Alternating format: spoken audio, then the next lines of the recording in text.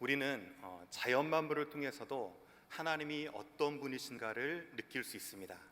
매일 코로 냄새를 맡고 숨을 쉬면서도 언제나 우리와 함께 하시고 아니 계신 곳이 없는 무소부재하신 하나님의 은혜를 느낄 수 있습니다. 여러분 크게 한번 숨을 쉬어보시겠습니까? 지금 숨 못 쉬신 분 안 계시죠? 그리고 만약에 지금 이곳에서 숨을 쉬었는데 예배당을 벗어나는 순간 숨을 못 쉬는 분이 있을까요? 없겠죠. 상상하기도 싫으시죠? 이렇게 우리는 숨을 쉬는 것 한 가지만으로도 하나님이 무소부재하시는, 우리와 함께 하시는 하나님이라는 것을 느낄 수 있습니다. 9월부터 저희가 이제 고린도 후서를 살펴보고 있는데 고린도 전서와 고린도 후서는 내용상의 큰 차이들이 좀 있습니다. 고린도 전서는 사도 바울이 주로 고린도 교회가 안고 있는 분쟁이라던가 아니면 음행과 같은 무질서한 문제들, 그리고 결혼이나 우상에게 드려진 문제, 은사 같은 것들에 대한 질문이 있었을 때 답변하는 식의 글이 고린도 전서였던 반면에 고린도 후서는 거짓 교사들에 의해서 사도 바울 자신의 인격과 더불어서 사도적인 권위에 공격을 받고 이것에 대해서 변호하는 것이에요. 한마디로 정리하면 고린도 전서는 교회 안에 일어나는 성도들의 문제에 대한 답을 목회적으로 준 것이라면, 고린도 후서는 이제 목회자가 불신을 했을 때 불신의 문제를 어떻게 이제 변호하는가 하는 문제예요. 여러분, 어느 성경이 그렇기 때문에 우리 피부에 더 쉽게 다가오고 그 다음에 쉽게 이해되겠습니까? 당연히 고린도 전서죠. 그래서 고린도 후서는 좀 어려운 부분이 있지만 또 그 안에 주시는 은혜들이 있습니다. 고린도 교회는 실은 바울이 2차 전도여행을 하면서 1년 6개월 정도 머물면서 하나님의 말씀을 열심히 가르침으로 세움받은 교회입니다. 그런데 바울이 고린도 교회를 떠나고 나서 유대 지역에서 율법주의적인 교사들이 와가지고 이제 사도 바울은 사도로서 자격도 없고 능력도 없는 자라고 하면서 비방하며 선전하면서 이제 문제를 삼기 시작합니다. 그의 문제를 가장 먼저 삼았던 것은 진정성 문제예요. 자, 고린도서 1장 12절을 보면 이렇게 기록되어 있습니다. 내가 내 목숨을 걸고 하나님을 불러 증언하게 하노니 내가 다시 고린도에 가지 아니한 것은 너희를 아끼려 함이라 라고 되어 있어요. 원래 고린도 사도 바울의 일정은 에베소에서 고린도를 거쳐가지고 마게도냐로 가기로 되어 있었습니다. 그런데 이 고린도를 거치지 않은 거죠. 여행 일정을 바꾼 거를 가지고 봐라, 바울은 신실한 사람이 아니다, 그리고 고린도 교회를 중요하게 여기지도 않는 사람이다라고 하면서 이제 그것에 문제를 제기하기 시작했습니다. 뿐만 아니라 이제 사도 바울의 사도의 자격의 문제가 있다라고 하면서 오늘 본문이 끝나는 3장 1절에 바로 그 자격 문제를 이렇게 제기합니다. 우리가 다시 자천하기를 시작하겠느냐? 우리가 어찌 어떤 사람처럼 추천서를 너에게 붙이거나 혹은 너에게 받거나 할 필요가 있느냐라고 되어 있어요. 사도 바울에게는 예루살렘 교회로부터 복음을 전할 만한 추천서가 없다는 사실이에요. 그러면서 자기들은 눈에 보이는 추천서가 있으니까 자기들은 자격이 있다. 하지만 사도 바울은 자격이 없다라고 얘기합니다.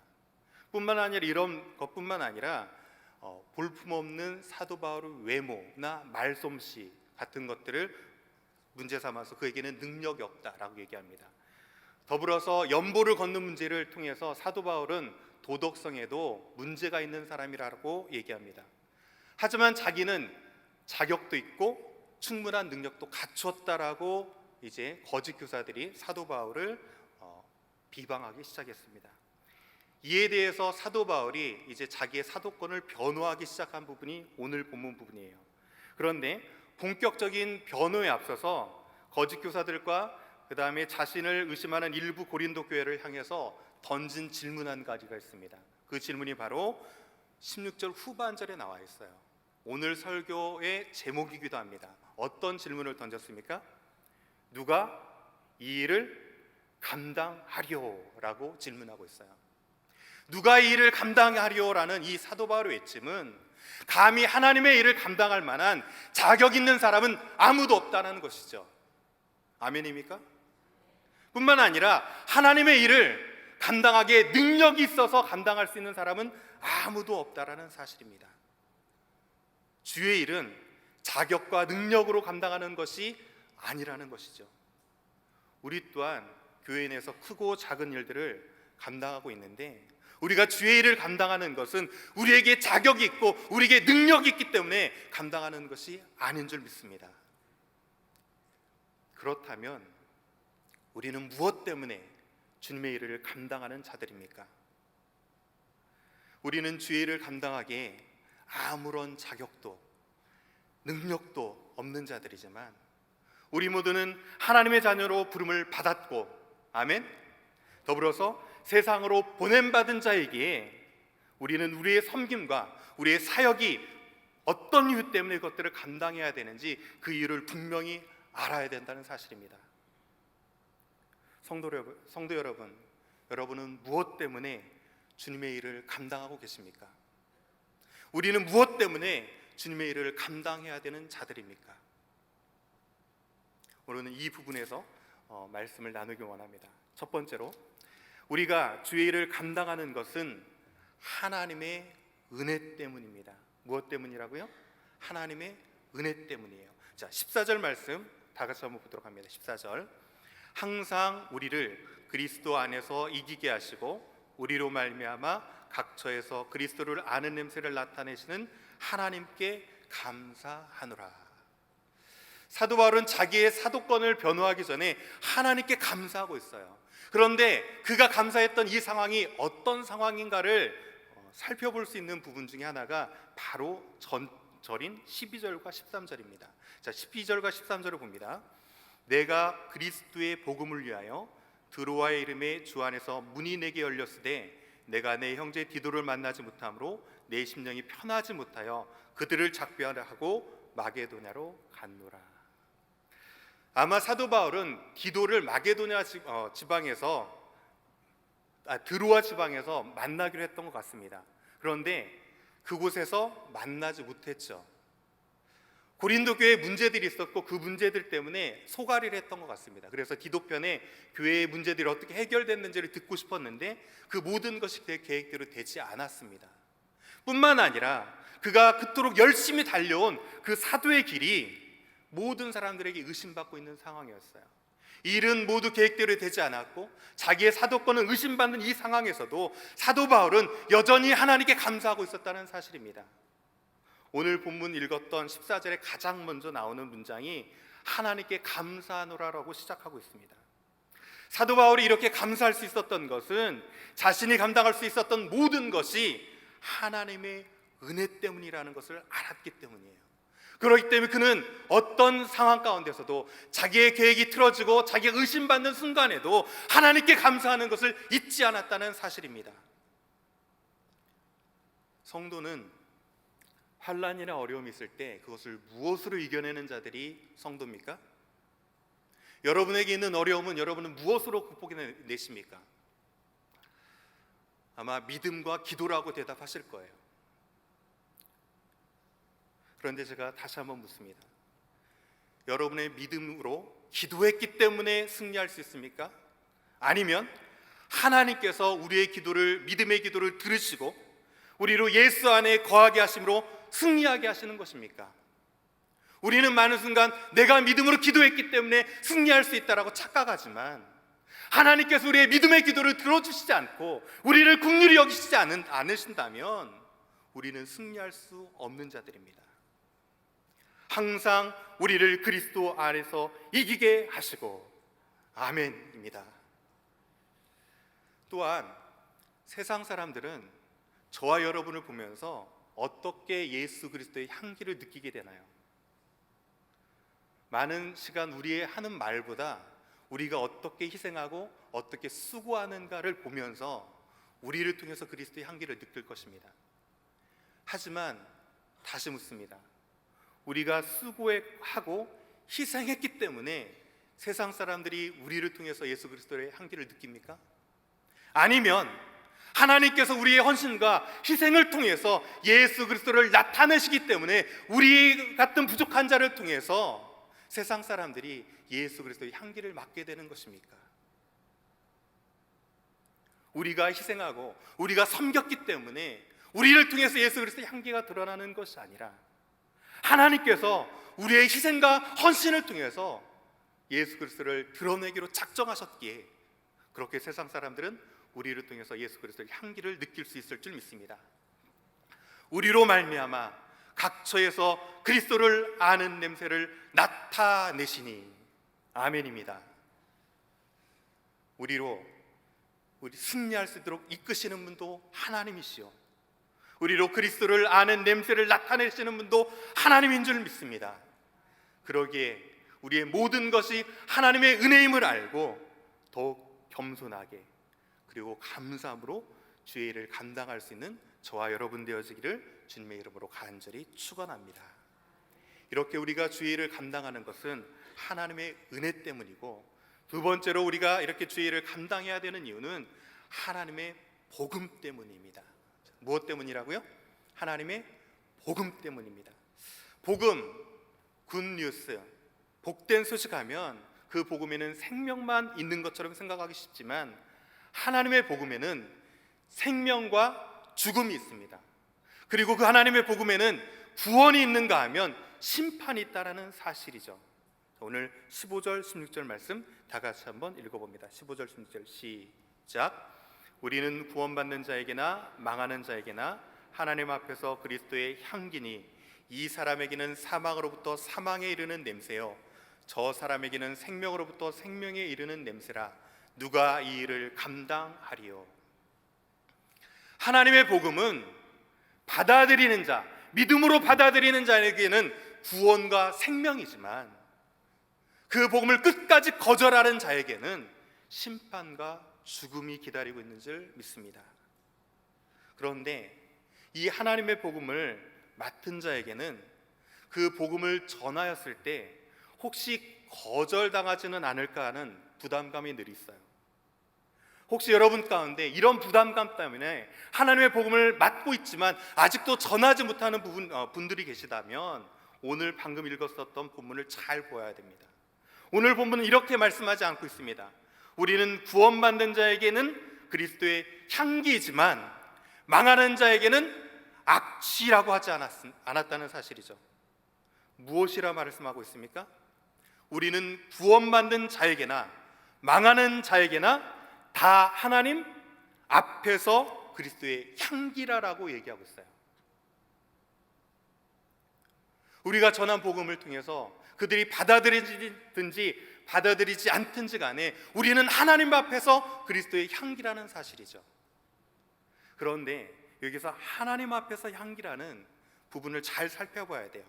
여기서 앞에서로 번역된 이 헬라어는 토라고 하는 역격조사예요.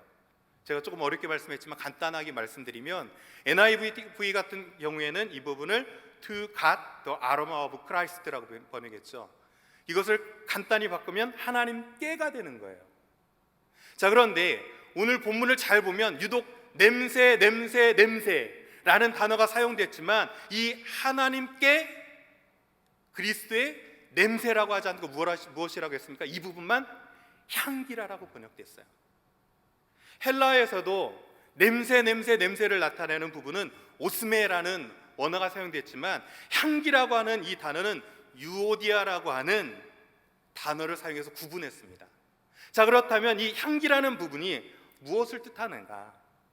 구약 성경에서 번제와 같은 희생 제사를 드릴 때 연기와 함께 향기가 올라가죠. 그래서 그것을 향기로운 제사로 표현합니다. 그때 동일하게 사용됐던 단어가 이 단어들이라는 사실이죠. 자, 그렇다면 이 부분을 이렇게 번역할 수 있다는 사실이에요. 하나님께 바쳐지는 향기 나는 제물이다. 세상이 우리가 전하는 복음을 수용하든지 거절하든지 간에 우리의 증인된 삶은 하나님께 드려지는 것이며 하나님께서는 이런 우리 삶의 자체를 거룩한 산 제물로 기뻐 받으신다는 사실입니다. 마지막 날에 하나님 앞에 딱 섰을 때 내가 전한 복음으로 한 사람도 믿지 않았다는 사실은 부끄러운 일이 아닙니다. 왜 그렇습니까?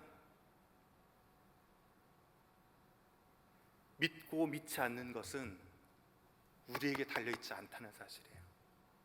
하지만 하나님 앞에 딱 섰을 때 내가 예수 그리스도를 믿고서도 복음을 한 번도 전하지 않았다는 것은 부끄러운 일이 될 줄 압니다. 여러분, 우리 교회는 전도폭발 훈련이 있는 거 아시죠? 제가 담당자라고 해서 이런 말씀 드리는 건 아닙니다.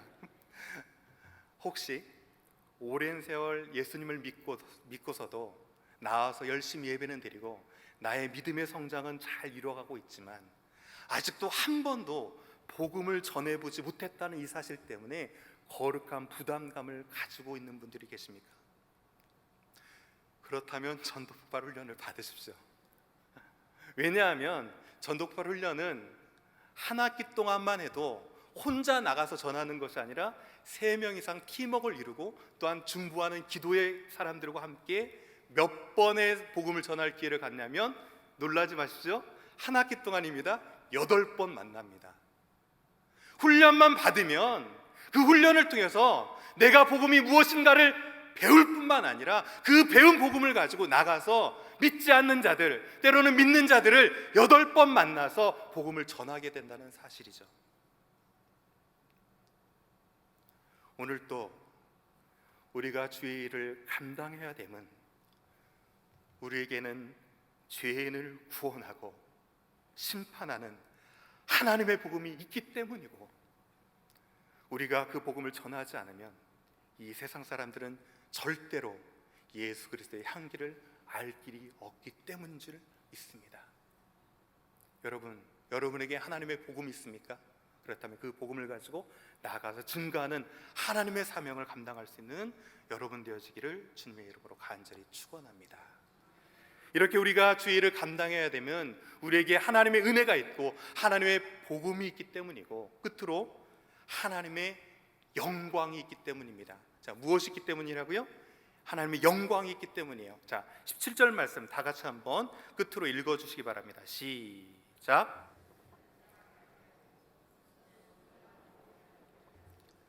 하나님 앞에서와 그리스도 안에서 말하노라. 오늘 본문을 보면 수많은 사람들처럼 하나님 말씀을 혼잡하게 아니하였다라는 부분이 있는데, 이 혼잡하게라는 단어가 재밌는 단어입니다.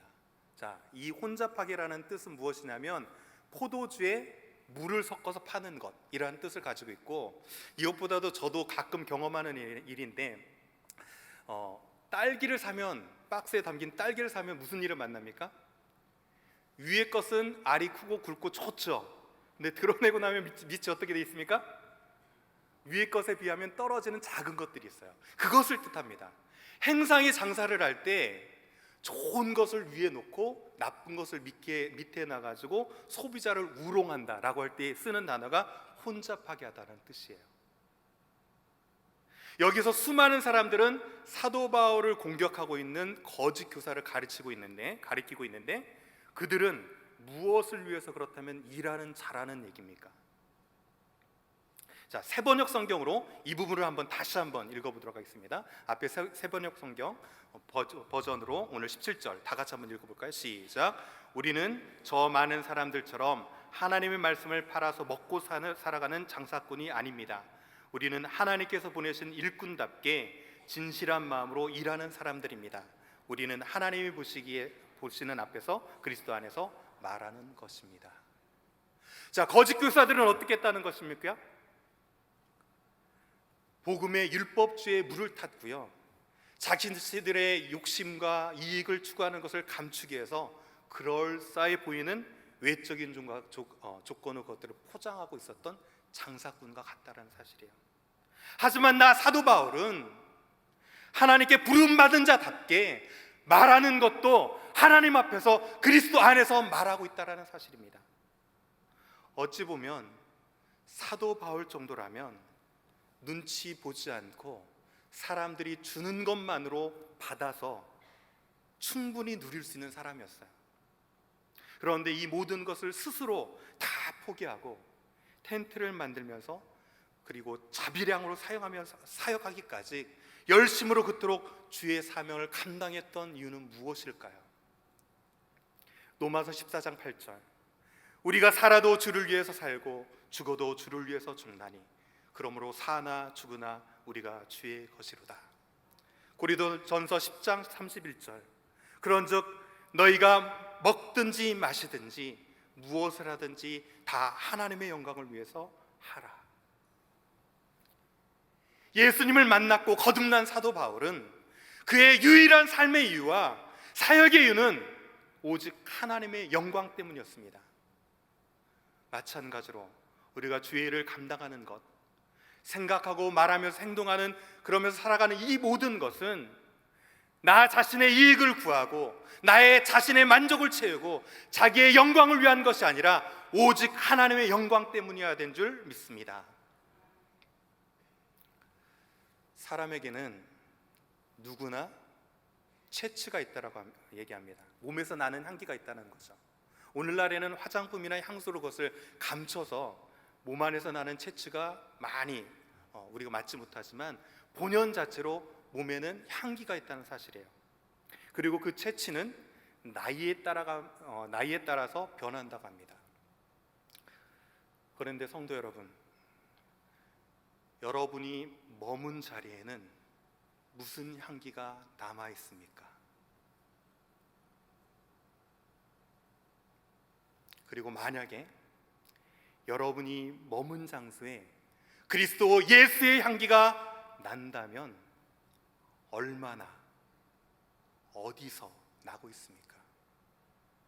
일주일에 딱 한 번, 아니 주일 예배 드리는 그 순간만 예수 그리스도의 향기를 바라고 있지 않습니까? 이 예배실에서는 예수 그리스도의 향기를 바라다가 저 문을 나서기만 하면 세상 사람들과 똑같은 향기를 내고 있지 않습니까? 누가 이 일을 감당하리요? 하나님 은혜에 감사하며 하나님의 복음을 전하고 하나님의 영광을 위해서 삶으로 언제 어디서나 그리스도 예수를 나타내는, 하나님께서 기뻐 받으시는 그리스도의 향기가 되어지는 축복이 베델의 모든 성도들 가운데 가득하기를 주님의 이름으로 간절히 축원합니다. 이 시간 그 마음 가지고 하나님, 나의 모습 나의 소유 모두 주님께 드립니다. 우리를 기쁨의 제물 삼아 주시고 우리 삶을 통해서 예수 그리스도의 향기를 발할 수 있는 삶을 살게 하소서 하는 마음 가지고 다 같이 한번 찬양하도록 하겠습니다.